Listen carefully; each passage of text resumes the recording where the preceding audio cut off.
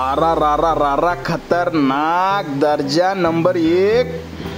आपण जर या पद्धतीने दमची बिर्याणी करून खाल्ली तर तुम्ही कोणत्याही हॉटेलची बिर्याणी खाणार नाहीत। अतिशय उत्तम आणि अतिशय उत्कृष्ट पद्धतीची ही दमची बिर्याणी सर्वांनी एकदा जरूर नक्की ट्राय करा। नंबर 1 दर्जाची अतिशय उत्तम प्रकारची ही बिर्याणी पुन्हा होणे नाही, सर्वांनी नक्की एकदा ट्राय करावी।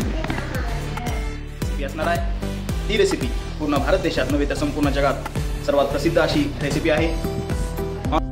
ऑनलाईन ऑर्डरमध्ये सर्वात जास्त विक्री होणारी ही दमची बिर्याणी प्रतिदिन 62 लाख ऑर्डर किलो मटण हे मॅरिनेट करून घेणार आहोत। त्यासाठी आपण मटण आता कढईत ओतून घ्यायचं आहे। 2 स्पून मीठ टाकणार आहोत आणि ते एकजीव हलवून घेणार आहोत।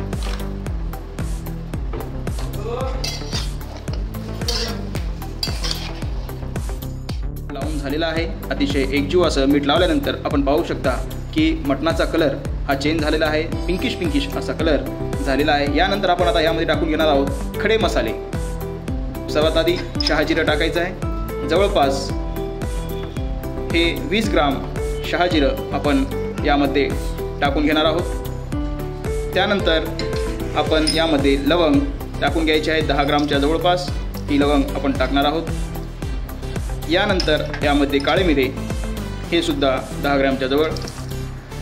यानंतर दालचिनी यामध्ये टाकून घ्यायची आहे। बारीक एक पीस तोडून त्याच्यात टाकून घ्यायचं आहे। जवळपास 10 ग्राम ही टाकायची आहे। विलायची टाकणार आहोत, साधारण ही सुद्धा 8 ते 9 ग्राम या प्रमाणात असेल। यानंतर आपण टाकून देणार आहोत यामध्ये तेजपत्ता। साधारण अंदाजाने टाकायचा आहे, कारण तेजपत्ता जास्त झाला जरी काही अडचण येत नाही। व्यवस्थित हलवून घ्यायचा आहे। एकजीव हा मसाला होईल याप्रमाणे आपल्याला हे व्यवस्थित हलवायचं आहे। बिर्याणीचं वैशिष्ट्यच हे असतं की मॅरिनेट तुमचं मटण अथवा चिकन कशा प्रकारे होतं। साधारण बघायला गेलं तर जवळपास 45 मिनिटाचा हा कालावधी मॅरिनेशनचा असला पाहिजे।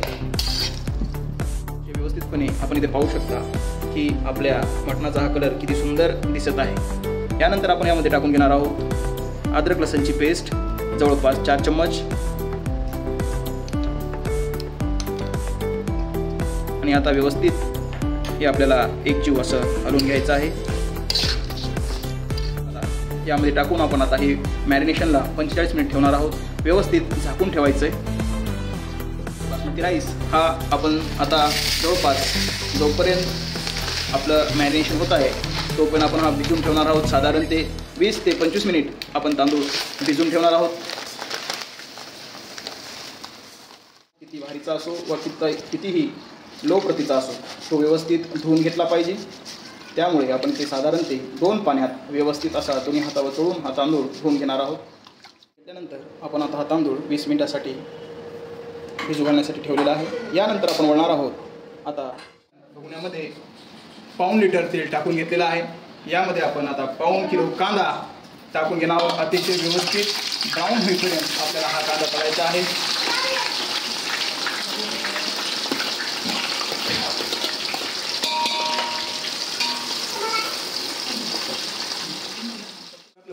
व्यवस्थित ब्राऊन होण्यासाठी मी तुम्हाला एक ट्रिक सांगणार आहे।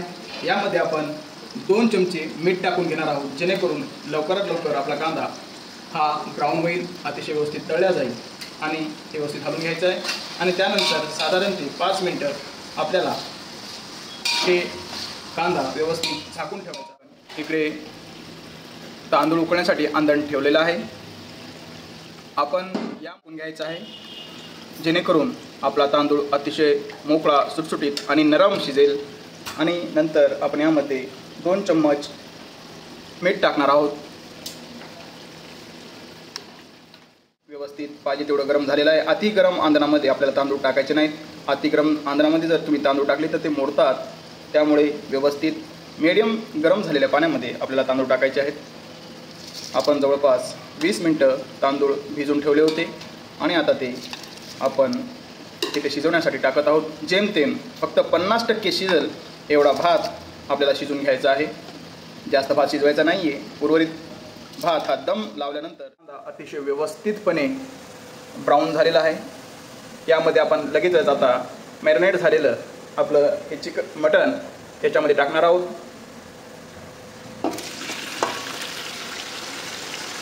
व्यवस्थित आपल्याला ते हलवून घ्यायचं आहे.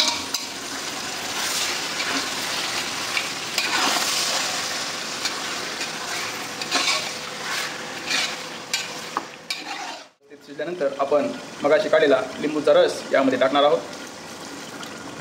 आपण आपल्या आवडीनुसार तुम्ही यामध्ये दहीसुद्धा टाकू शकता, पण आज आपण लिंबूच्या सेंटसाठी आपण लिंबूचा रस टाकलेला आहे.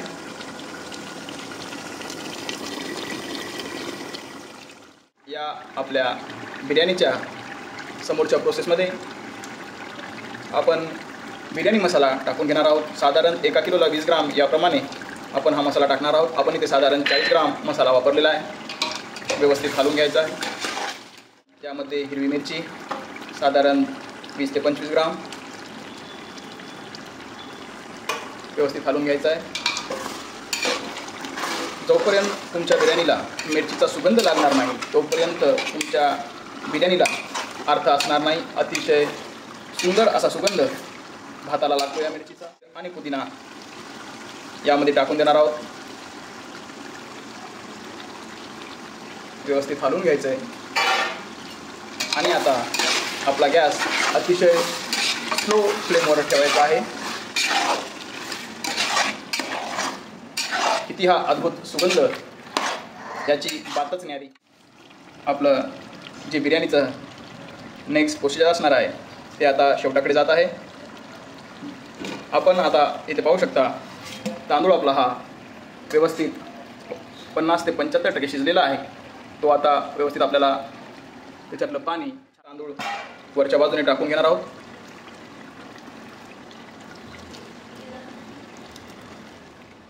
आपण तांदूळ यामध्ये टाकून घेतलेला आहे. सांगेल आपल्याकडे साधारणतः विशेष असे बिर्याणीचे भांडे नसते. बिर्याणीचे एक विशेष भांडे असते, त्याला आपण बिर्याणी हंडी म्हणतो.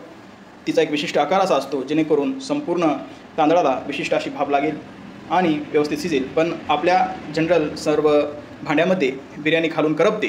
त्यासाठीच आपण इथे एक ट्रिक वापरायची आहे. आपल्या घरातील जो लोखंडी तवा असणार आहे तो खाली ठेवून घ्यायचा आहे आणि त्यावरती आपल्याला आपले हे भगोनी ठेवायचे. बिर्याणीला दम लावणार आहोत.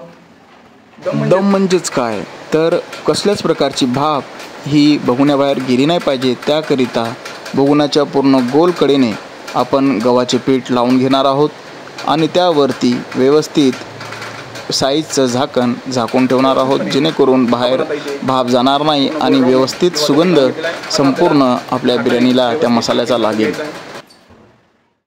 आपला लागलेला आहे.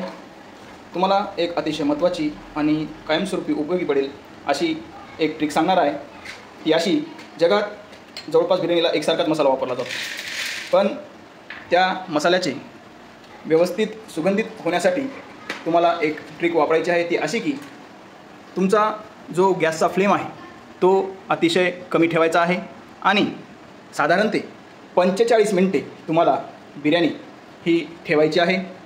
नंतर आपण पाहू शकता की जगातली सर्वोत्कृष्ट बिर्याणी आपण आता दम उघडत आहोत.